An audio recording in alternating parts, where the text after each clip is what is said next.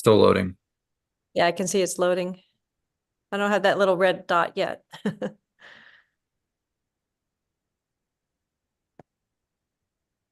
There we All right. go. So people should be, I started it's recording now and I just started it. So attendees are probably going to be coming in shortly.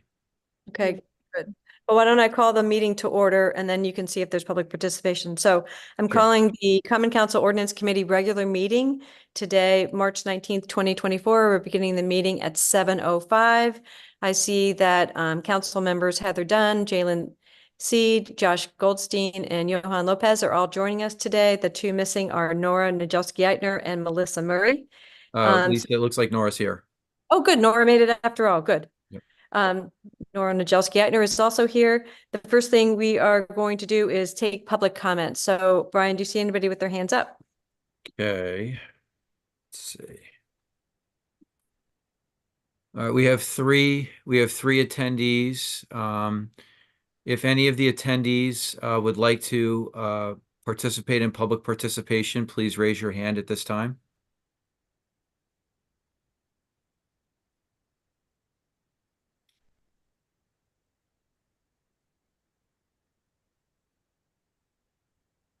All right, no one's raising their hand, Lisa. Okay, then I'm going to close public comment. And the next matter of business is the acceptance of the minutes for February 20th, 2024. First, I'd like to thank Miss Najelski-Eitner for covering the meeting for me that night. I so appreciate that. So I will entertain a motion to accept the minutes as filed. Wait, That's right. there are And now, some, anybody have any changes? Looks like Miss Dunn does. it says Miss Anna Heshek. I think that's Tabachnik. Let me double check. Hold on one second. Um, What page, Heather? Do you know? that's the beginning, the last paragraph. Oh yeah, that's definitely not the right spelling. Spelled that way a couple times. Yeah, And I what I'll do is I think it's I believe you're correct. I think it's like Anna it's like a Taba or something along those lines. I will try to find the correct spelling and I will do a control search and change those. That'll be great. T and Z, so she should be relatively easy to find. Yes. Great. Thank you for that correction. Jalen, you have your hand raised also for a correction? Yes, just on the first page, it just lost it. It's just my spelling, the spelling of my name in attendance, just Jalin. Yep. Got it. Great. Jalen, I'll make sure that if your name is placed anywhere else that it's correctly spelled. All right, thank you. Do a control on that one as well. Great. So with those two corrections, are there any other corrections or shall we vote on them? No more corrections? Okay, so with the corrections as noted, all in favor of accepting the minutes? That is unanimous. Thank you, Nora. Great. All right, the next piece of business we have tonight should be a relatively short meeting, I hope. We have just three separate ordinances that all have just like little corrections that we would be liking to make. So the first one is discuss and vote on Chapter 19, which is bidding and purchasing, sections 19.1 and 19.2.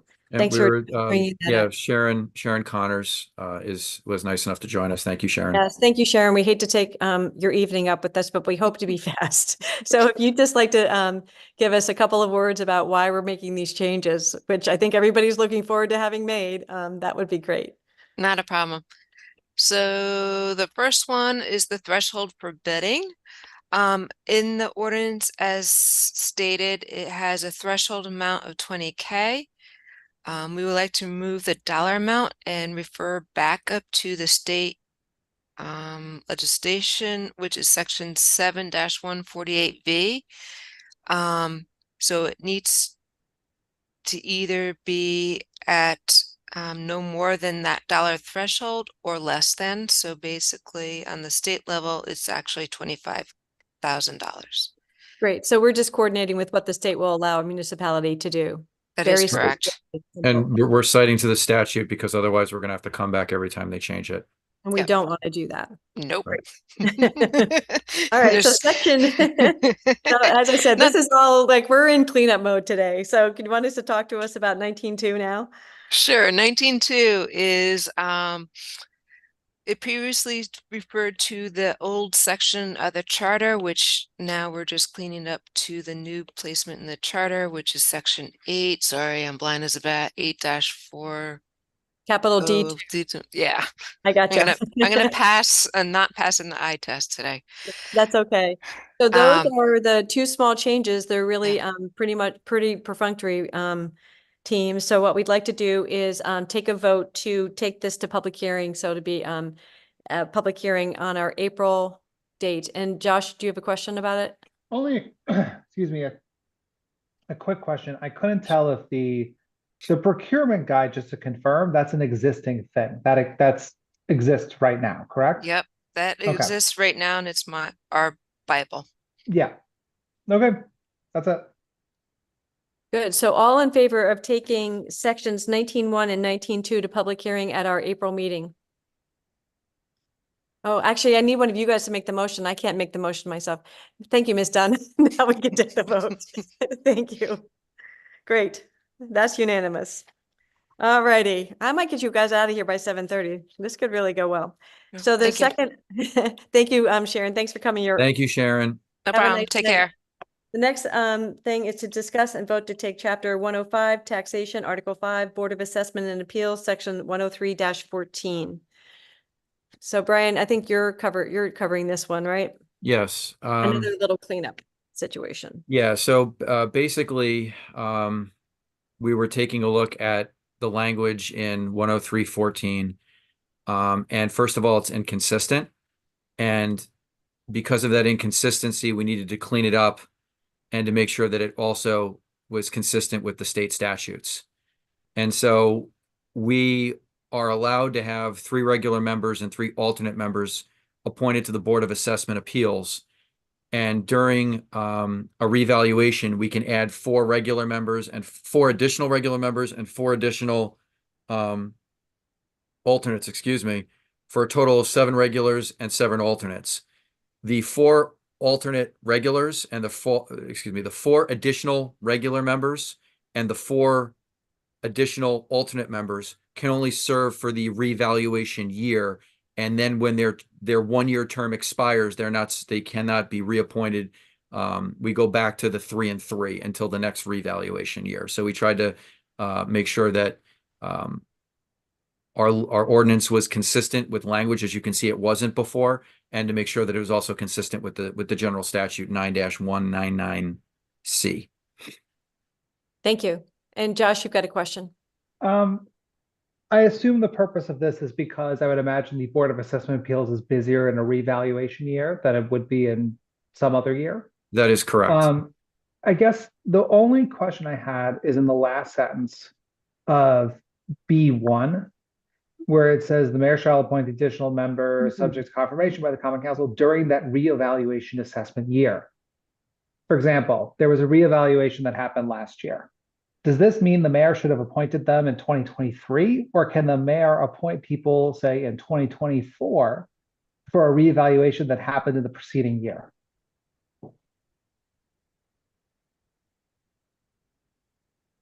I'm reading it again, bear with me. Yeah, it's that year. So like, wouldn't that be our whole fiscal year of that? The Board of Assessment Appeals is hereby increased to 7 regular members and 7 alternate members for any assessment year during which a revaluation becomes effective. So it became effective. When the revaluation was, I guess, finalized, approved, becomes effective. I would think it would have to be the year that. It becomes effective, which Right, is so it'd in be this this case, coming, year. yeah. Do you have language that you think that would be more clarifying, Josh? That you could suggest? I'm thinking about, because I guess I saw the language about which a reevaluation becomes effective. And I guess I almost think to make it clear, because a reevaluation is going to take place. The reevaluation process takes a duration of a period of months.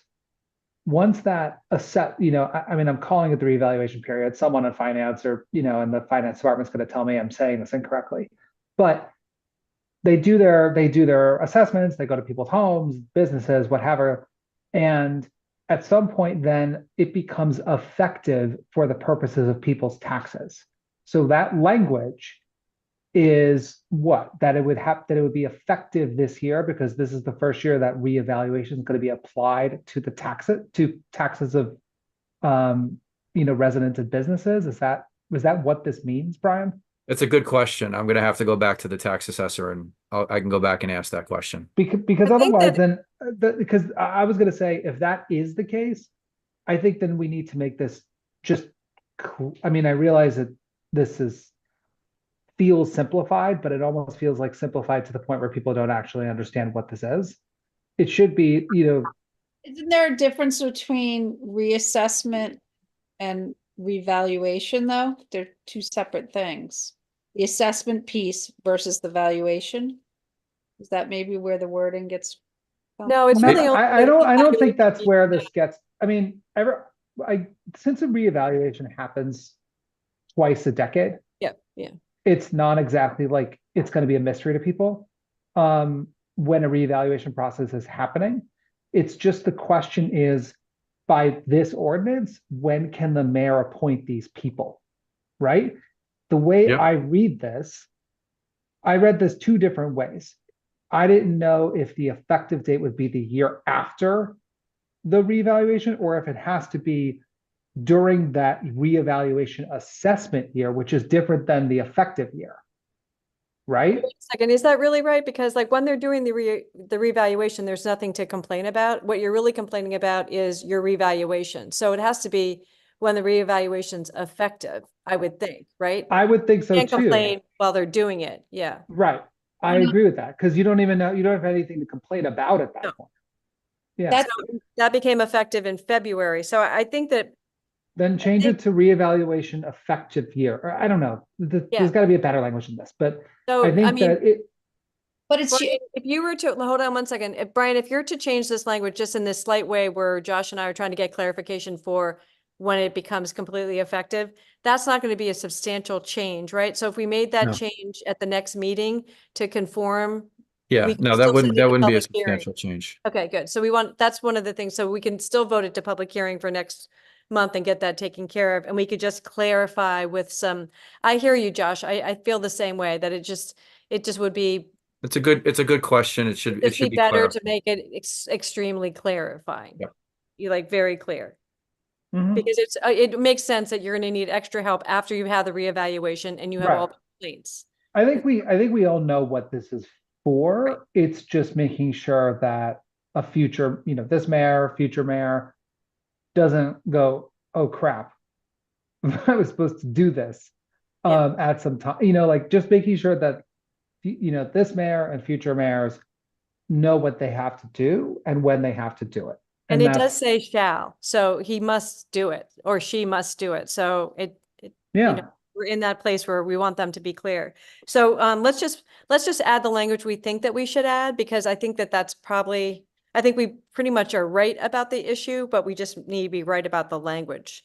So So what language do you want, Lisa? I think it's that last sentence. We just want to be a little bit clearer. It says the mayor shall appoint additional members subject to confirmation by council during that revaluation assessment year. Or during which a reevaluation becomes effective, or something where the word assessment in the second sentence is eliminated and the word effective, like there's symmetry between the two sentences. So do you want to say the year in which the reevaluation becomes effective? Yes.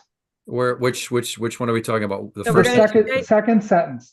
So instead of the language where it says during that reevaluation assessment year, Yeah. I would omit the words that reevaluation assessment year, Yep, during right, Lisa? Yes. And change it to The whatever year- Lisa just said.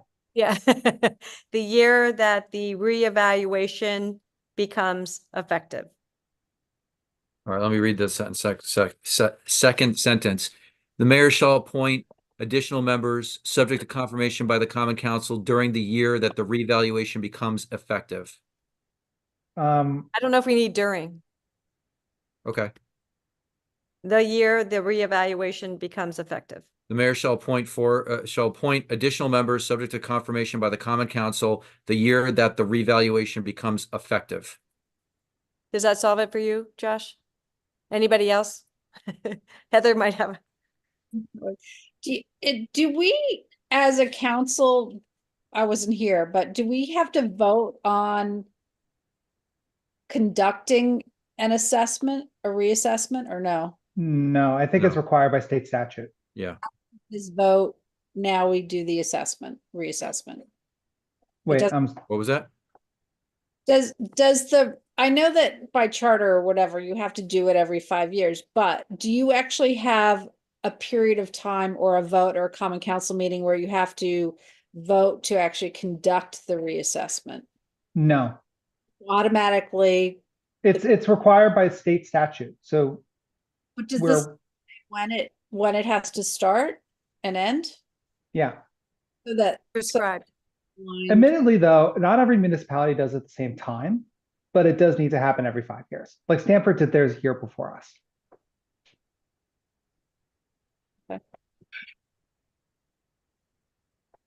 All right, so, and then Brian, do you want to just, once we'll vote to take this over to public hearing, but can you just double check with the tax assessor's office that they're Yes. comfortable with what we've done?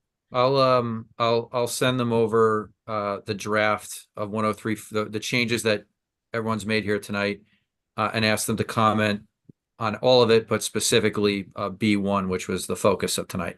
Yeah, and we'll still take it to public hearing based upon what we're going to vote on tonight, but if we need to make a small change on that, that's not, well, the reason why I'm going through this exercise for the new members is that if we're going to make a substantial change, then our public hearing is invalid, but if we're making an insubstantial change to a word or two, it's effective to still have the public hearing. So that's why we're going through this tedious conversation.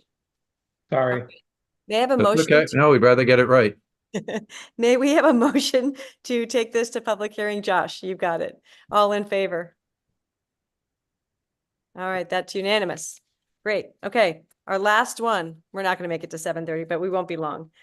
Discuss and vote on Chapter 63, Law Department, Section 63.1 through 63.7. So Brian, this is definitely your show. Yep. All right, so as you can see from the changes that were made, which are in blue and red, I don't know why they went different colors when we were making changes, but as you can see in 63.1, we changed it to the new charter section and removed the old charter section. And in 63.2, we just kind of cleaned up the language a little bit. Minor changes, capitalizing city, getting rid of shall in 63.2E. 63.3, just again, minor changes, crossed out some language that was duplicative. In 63.3C, the terms for assistant corporation counsel were changed from 2 to 4, because the terms for assistant corporation counsel is 4-year terms pursuant to the union contract. And they're no longer 2-year terms. This is a very dated ordinance. It probably hasn't been changed since 1984. So we made that change to make it consistent with the union contract. Brian, can I ask a question about that? Sure. Then, because I'm having trouble wrapping my head around the why of this. Mhm. Would it not make sense to just say that it has to correspond with the union contract? Like, why are we putting years on it? Do you know what I'm saying? It's a fair question. It kind of goes to the point of why do we put monetary numbers in as opposed to just citing to the statute, so we don't have to constantly change it. Quite honestly, in the last we're talking about 40 years, this is the only change. This is the only time that the numbers change, but it is a fair point. The other thing is that the assistant corporation councils are currently in the NASA union, but they haven't been in very long. So this is a more recent change. I think they've been in for less than 10 years, is my understanding. So it's a fair question. It's something we could definitely discuss, and it wouldn't be a major change. It would be saying 4 years, or just be saying it a different way. Do you want to leave it that way right now and then confirm with Mario what his preference is, and we can change it at the public hearing? Brian? Whatever everyone wants to do at the council is fine with me. I'm more than happy to do it that way. You know, rather than like, I feel a little queasy about referring to union contracts and ordinances, because I feel like that is something that could change. I don't know. How do you feel about that, Josh, as the other attorney? Don't Yeah. do it. On with I it. feel like it shouldn't, yeah, you're fine The with it. problem with referring to a contract is a contract could be null and void, a contract could expire. True. You would be making an assumption that a contract would be renewed or renegotiated when that may not happen. I'm uncomfortable with, and also a contract is, and I realize they're public in the sense that it's with a public union and a public entity, but you know, a law or an ordinance is a different legal instrument than a contract. So I'm a hard no on that one. Yeah, I feel like I'm a hard no on that too, just for, I don't like to make references to contracts that can be subject to change in an Mhm. ordinance that is hard to change. Okay, I'll still inquire from Corporation Counsel about Heather's question about 4 versus the other thing and see what his thoughts are. I mean, I think in keeping the years is just a safer way to go, and it's easier to change years than contracts. Okay. What's any other, you want to keep going? Yeah. Yeah, sure. In 63.4, again, we just changed the fact that the charter provision has changed because the charter has changed. We removed gender language just to put they instead of he or she. Deputy Corporation Counsel. As we discussed, the Corporation Counsel is selected by the mayor. And the deputy and assistant corporation counsels are going to be appointed by the mayor, and they're subject to confirmation by the Common Council. Just so everyone's aware, assistant corporation counsels, when they come up for reappointment, are subject to confirmation by the Common Council at that time. So they're subject to confirmation when they're appointed, and they're also subject to confirmation when they are reappointed and in their 4-year term. Subsection B is something that goes on a regular basis, and it just wasn't placed in here. And so we thought the language was important and necessary for many reasons. One, when we have cases that exceed our coverage limits, KERMA, who's our excess carrier, has the right to retain their own counsel. And while we the law department are able to give our say, we do not have a choice as to who they retain. It's their decision. We also need to retain attorneys who specialize in areas of law that the law department is not specialized in, whether it be patent law or bankruptcy, for example, which are 2 complicated areas that you really have to be practicing in on a regular basis. So that was the reasoning behind 63.5 subsection B, to make it largely consistent with the history and the practice of retaining outside counsel. And Deputy Corporation Counsel, again, pretty relatively minor changes, but basically he's appointed by the mayor, and he can be removed only for just cause. He's an ordinance position. That he or she is an ordinance position. Great. Any other questions, team? So that said, I would entertain a motion to take this to public hearing also at our April meeting. Thank you, Jalen. All in favor? And Nora, 100%. So we're all covered. So that is all of our business, and we are going to finish before 7:30. Somebody want to give me a motion to adjourn? I'll get back to you on the tax assessor issue. Johan. Okay, great. So I think Thank you. we're set. So motion to adjourn, we're good. Those 3 things are going to go to public hearing. Just one other thing I'm going to mention. I shouldn't say this. We've already supposedly adjourned, but the next, I don't think I even really need to mention it. We're going to do some harbor management work next time. So I was going to mention it. We were going to bring it forward, but it's not quite ready for prime time. So we'll bring it in April. We'll talk about that. Great. Well, thanks everybody. Enjoy your Good night. night. Thanks, everybody. Have a good night.